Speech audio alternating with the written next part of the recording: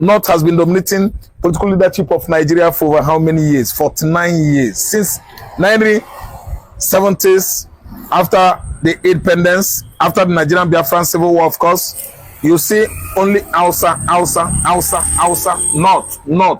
On the political leadership of the country, they are the pilots, they are the pioneers.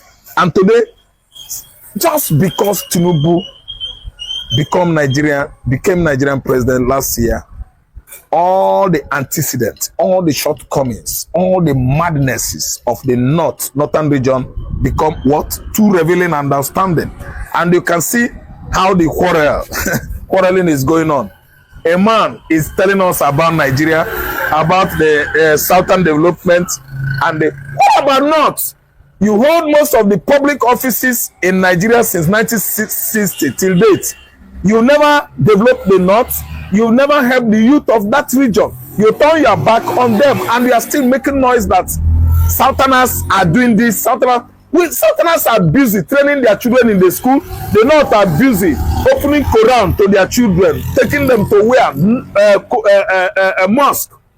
Instead of universities, to get Western education, these people turn their back on Western education, advertising Boko Haram. That is, Western civilization is evil. That is the meaning.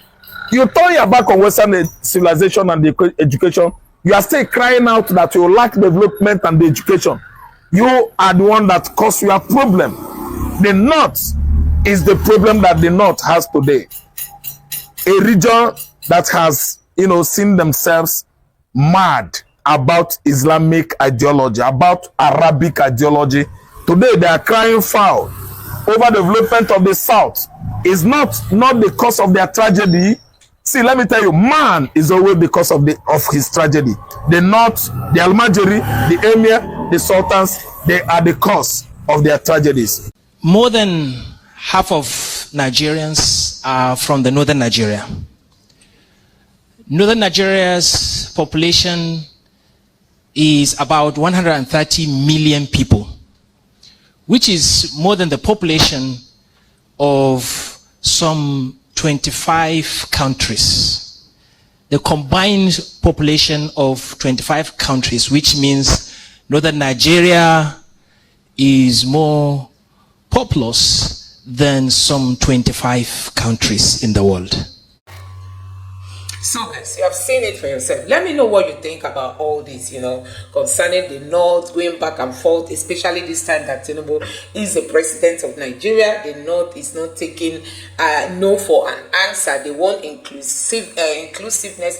They feel marginalized, and they are saying that they are going to sack Tinubu come next election because they are believing that Tinubu is not working in the interest of the North. Let me know your thought on all this. And we saw during the time of Buhari that Buhari did even worse than what Tinubu is doing. The marginalization Buhari was like termed to be the most nepotic president because it was all about the North. And Tinubu has also borrowed a leaf from Buhari, trying to make his government to be more of the Yorubas.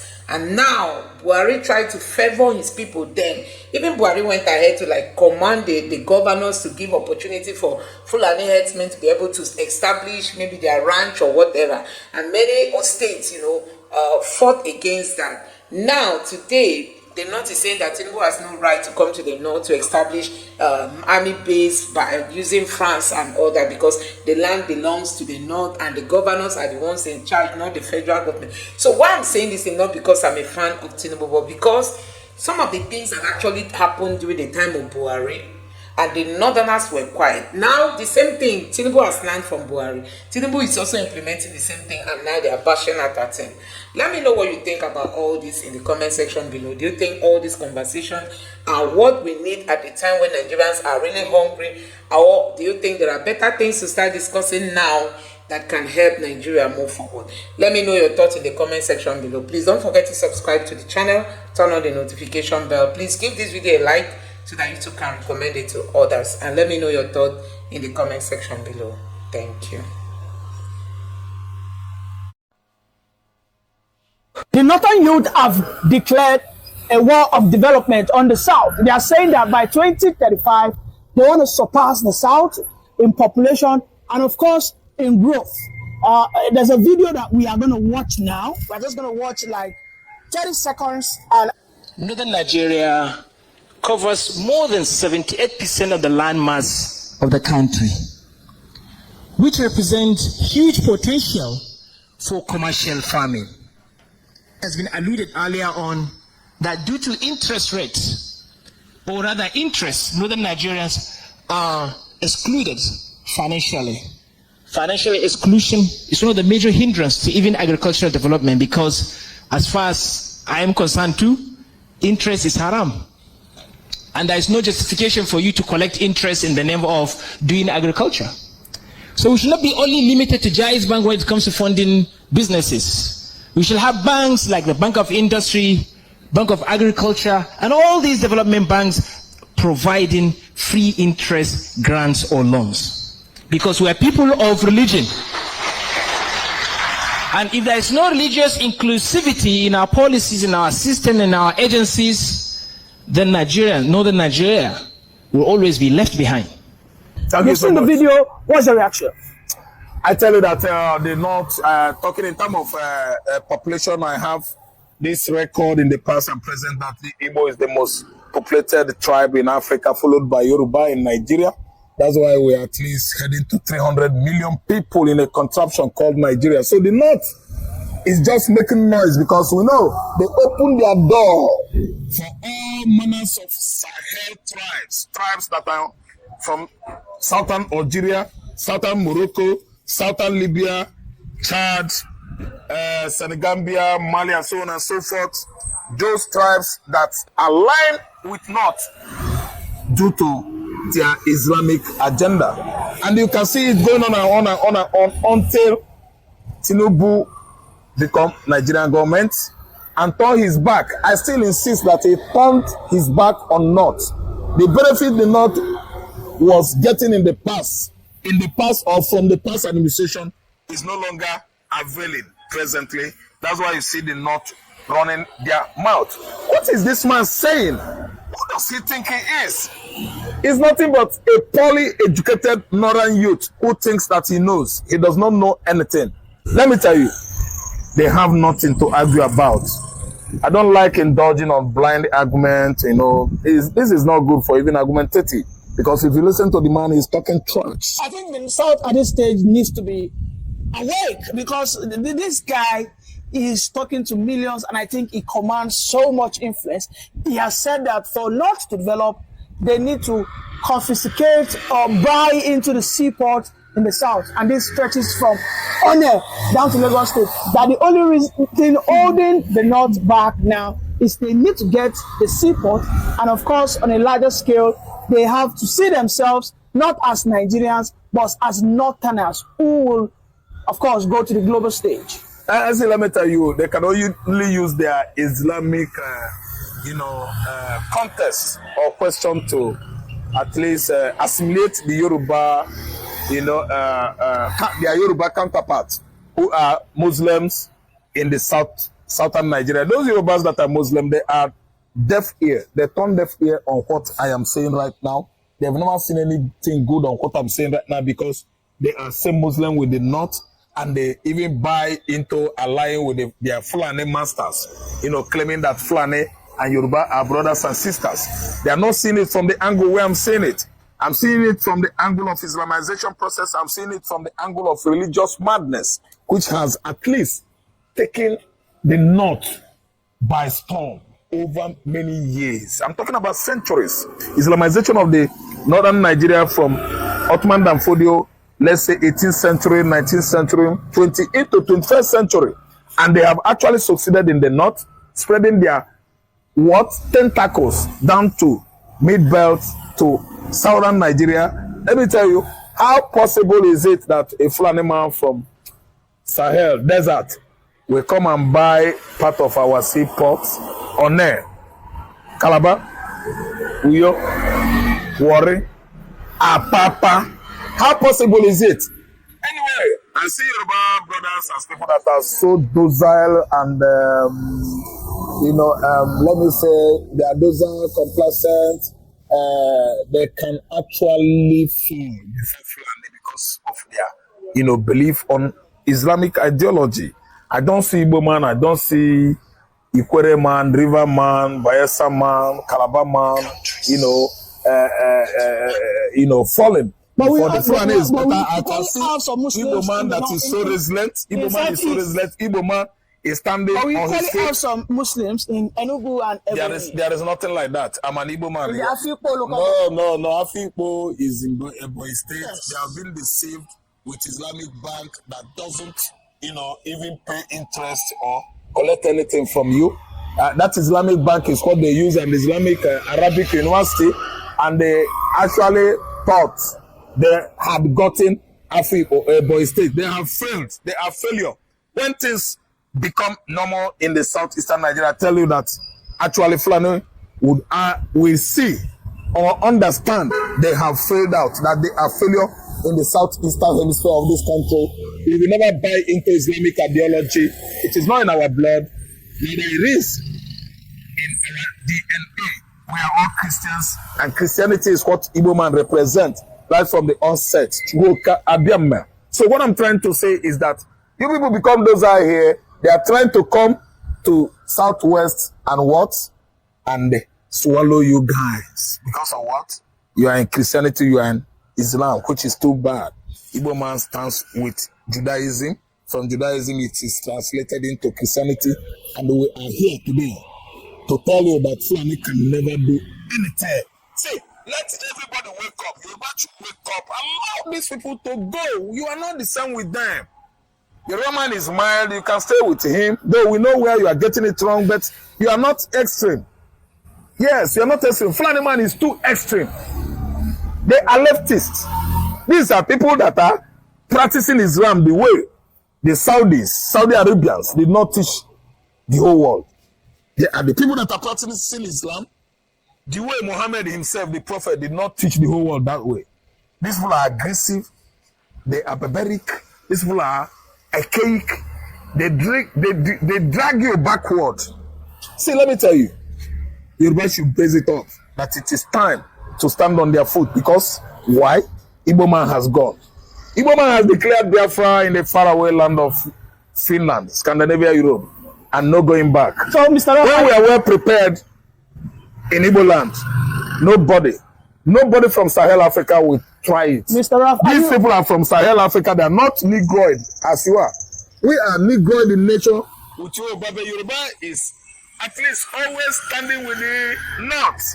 And that is why they are talking with authority. Look at that midget, the way he's shouting. He is a midget, shouting at the government of the day, shouting at the Yoruba president, a midget, a riffraff. Listen, by the time he tries it with the he is a professor. he is a midget, professor for nothing, a barbaric professor, a professor that embraces atheism, a professor that has not known anything about revival or rebirth in learning. Renaissance, when Europe was in the Middle Ages, is no professor. He is but nothing, a Dubai professor, the like of Charles Soludo of Anambra State. Those professors are unproductive. Nothing comes out from their thinking or brain. Those ones, do you call them professor because they bag it? Do you know how they got it? They research in the library and stole somebody's work. They project it, and the markers, award givers, those that gives them such incentives, are blind. What kind of professor are you telling me that does not know that the problem of the North is caused by the northern elites? That the problem of the North is because of religious bigots? What are you telling me? Those are blind professors from northern Nigeria. Look at the way he's shouting and yelling.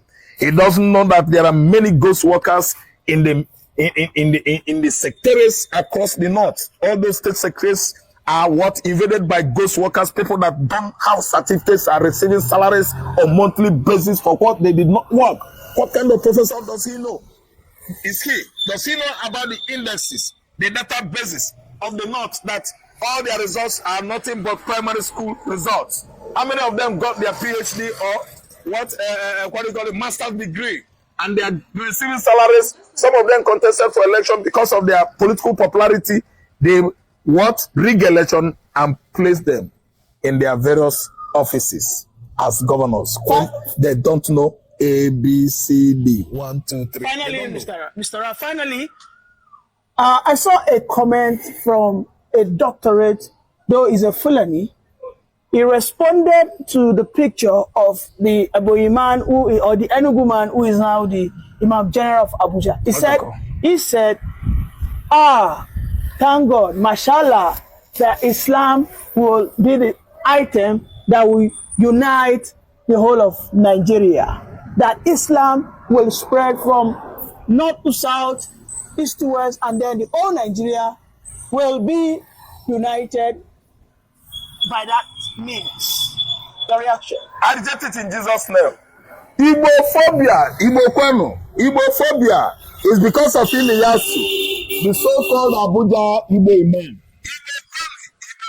That's why the man is chanting and ranting like a witch and a wizard. See, let me tell you, Ntoboto, a naked lie, a lie that has not covered itself.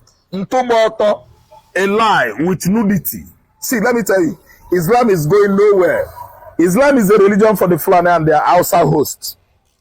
The Fulani guests of the Hausas, they are the one that introduced that kind of villainous, vile religion, barbaric religion to the north.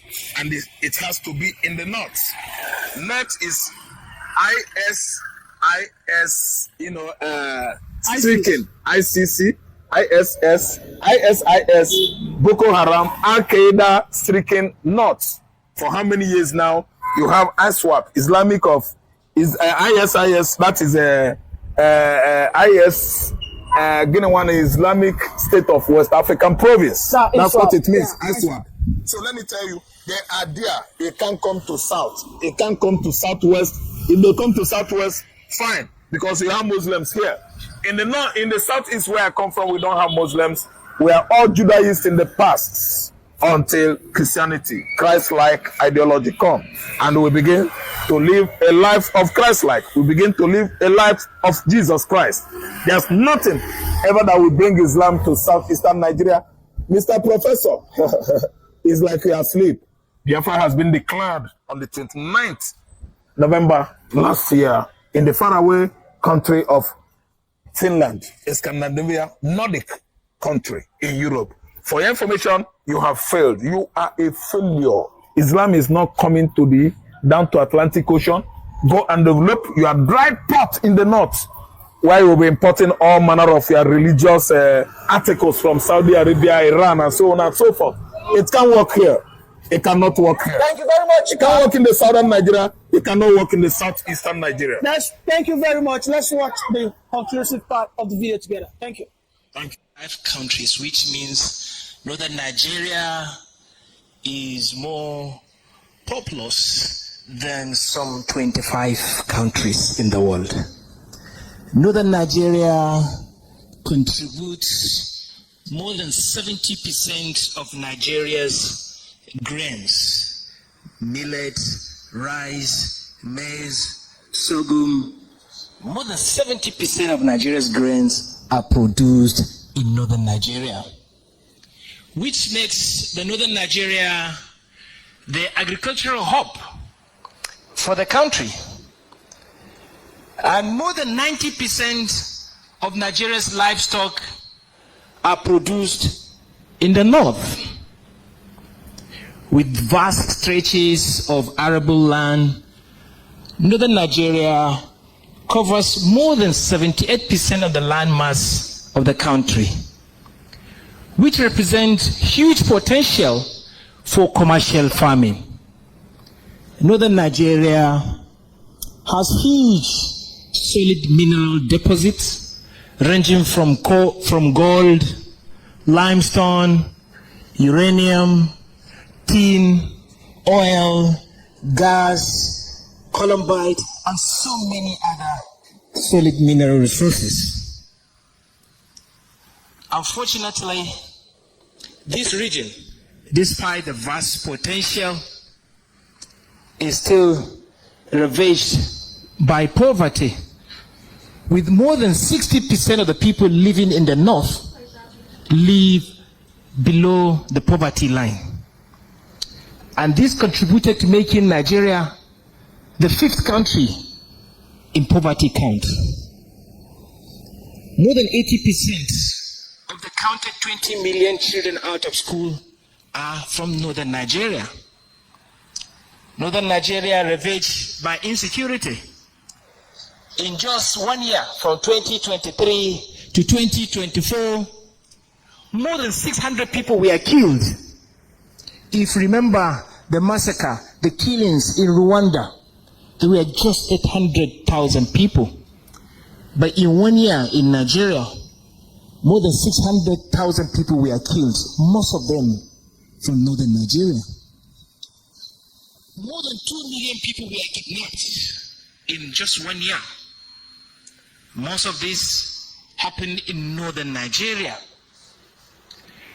With trillions of naira being spent to tackle insecurity, insecurity still lingers in northern Nigeria, which rendered thousands of large-scale farmlands unproductive.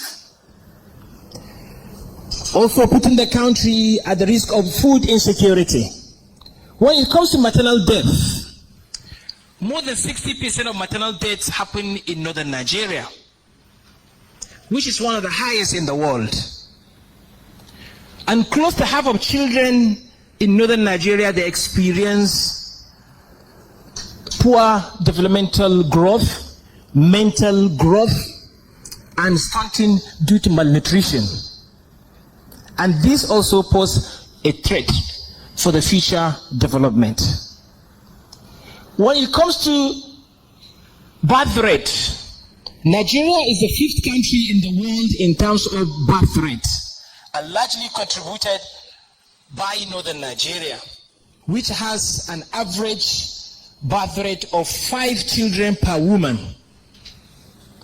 In terms of child street begging, Nigeria is second after India, largely contributed by northern Nigerian syndrome of child street begging.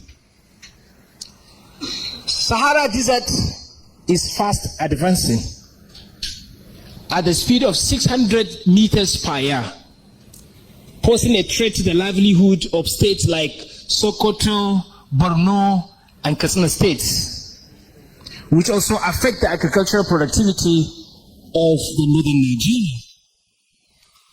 Unemployment is on the rise. If you look at the count of states, the ranking of Nigerian state in terms of GDP contribution, the top 9 states, none of them is from the north. You talk about Lagos, Rivers, Akwa Ibom, Imo states, Delta states, Anambra states, Ondo, Ogun, and Bayelsa. None of them is from northern Nigeria. The closest state that came to the top is Niger State, that came the 10th in terms of GDP contribution, which means majority of the GDP in Nigeria is not produced in northern Nigeria. What if northern Nigeria is a country? What is the GDP count of northern Nigeria? Most of the state governments heavily rely on the Federation Account Allocation Committee funds, which become their single lifeline. Reduce that, it affects their productivity and their development. And this represents a huge challenge and risk to the development of the region. And because of the growing population, these little resources is overstretched and is becoming inadequate. With each set of generation, there are 1.5 times more than their preceding generation. If you look at the generation from 10 years below, they are 1.5 times more than the generation between the age of 20 and 10 years old in northern Nigeria, further stretching the need for more resources for development. Without it, the development of this ever-growing population is not guaranteed. With our agriculture being under-mechanized and access to finance is limited, especially due to our culture and our faith, which has been alluded earlier on, that due to interest rates, or rather interest, northern Nigerians are excluded financially. Financial exclusion is one of the major hindrances to even agricultural development, because as far as I am concerned too, interest is haram. And there is no justification for you to collect interest in the name of doing agriculture. So we should not be only limited to Jai's Bank when it comes to funding businesses. We should have banks like the Bank of Industry, Bank of Agriculture, and all these development banks providing free interest grants or loans. Because we are people of religion. And if there is no religious inclusivity in our policies, in our system, in our agencies, then Nigeria, northern Nigeria, will always be left behind. Because Nigeria cannot develop without the north. The development of Nigeria is largely dependent on northern Nigeria. Develop the north, you develop the nation. And anything that affects the entire country. And there is an urgent need to rescue northern Nigeria. And to do that, we need to start the journey of rapid development. And this journey, I believe, starts here today, in this venue, and with these people. Because it's not about our numbers. It's not about our conviction. It's about our passion. It's about our actions. And what I like about these agendas is that it encompasses all aspects of development. And it represents the need to have a unanimous development agenda in northern Nigeria. Development in northern Nigeria must be unanimous and must be concurrent. One state cannot be pushing for development and the other is not. We must unanimously agree on one course and together drive toward that. It's a single journey, it's a single destination, it's a single bus with passengers all in that one bus. And that's why I believe in these goals that is called Northern Nigeria Development Goals. Because they can serve as a uniting point for us to begin this journey of transforming the northern Nigeria. Because I always want to believe we are the ones that northern Nigeria have been waiting for. Northern Nigeria has been singing praises and appreciating people like Sardauna, but who are the next set of Sardaunas? You should tell yourself, who are the ones that northern Nigeria have been waiting for? Sometimes it's not about the leaders. It's not about the political leaders. It's not about election. It's not about changing leaders. It's not about having a northerner as a president, but it's about the people of the region.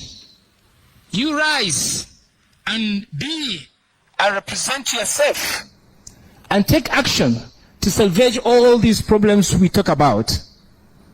I'm not underemphasizing the importance of leadership. But political leadership is key to every development. But also, the people of the region must do their part. And likewise, that's why I say today I'm very thrilled and happy that we are all united here under these 7 goals of inclusive economic growth, quality education, women and youth development, governance and security, health and social well-being, resilience to environmental challenges, and regional partnership and collaboration. Northern Nigeria will never grow without regional partnership among the states, moving on the single agenda, uniting and linking the economic chains of that region. That's the only way Northern Nigeria could grow. But all these development goals, they are also subjected to certain conditions. And I want to appreciate Dr. Murtala Adogi and his team for coming up with these very beautiful goals. Not only set the goals, but also set the success factors that must be achieved first before you achieve these goals. he also come up with targets that we must achieve this target in the next 20 years. Because in the next 20 years, northern Nigeria population will be 260 million people, more than the current population of the country. And then what's the plan for the future? The future will not easily come. You have to create it. And these goals represent the image, the map for the future. These conditions that we must have in northern Nigeria, number one is security. The foundation of every development is security. So it's our number one priority. Number two is our mindset. The northern Nigeria must rise and stop thinking they are northern Nigeria, or they are even Nigeria or Africa. They have to start thinking they are global. Looking at the global trends, opportunities, and globalization and fitting into the global world. You also have to change the mindset that dismiss any development potential in the country and say, oh, that kind of high level of development cannot happen in Nigeria. When we see countries that have developed, advanced, we say, oh, this development can only happen in those countries. It cannot happen in Nigeria. This mindset has stopped us from development because we don't believe development is possible in northern Nigeria, not even in Nigeria. We have to change this mindset. People with this same mindset sometimes might be elected to political positions and they act based on this mindset. Recently, I was studying research and I found out that there's not any reason our country can progress without a seaport. And I was wondering, and I fathered my research. And I saw the reasons. And if northern Nigeria has to develop, they must have a seaport.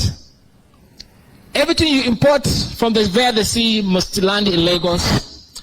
That's why Lagos is one of the most thriving states, sometimes richer than perhaps most part of northern Nigeria. And it becomes more expensive to even import things into northern Nigeria because we don't have access to seaports.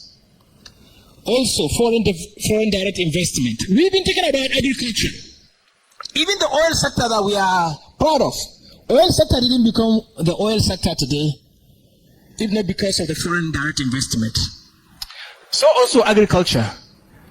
Agriculture is not contributing significantly to the foreign exchange earning of the country. Why? Because we don't have foreign direct investment. So we need to have white people, foreigners, or even Africans coming into Nigeria and invest in agriculture, make it modern and mechanized. I know that we can still have the pride and say we can do it. Yes, we can do it.